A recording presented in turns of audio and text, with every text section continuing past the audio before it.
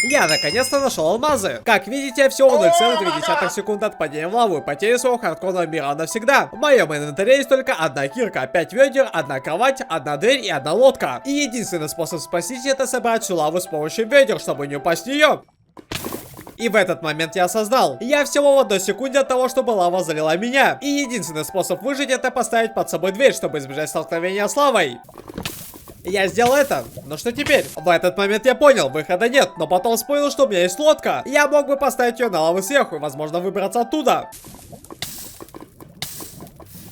Окей, именно в этот момент я осознал, что лодка горит в лаве. И единственный способ выбраться — это использовать кирку и выкопаться вниз, чтобы не потерять свой мир навсегда. Это мой единственный шанс. И в этот момент я был всего 0,8 секунды от падения в эту яму. И единственное, что смогло меня спасти, это поставить кровать на землю, чтобы смягчить падение и выжить. А теперь у меня осталось всего 0,1 секунды, чтобы вернуться.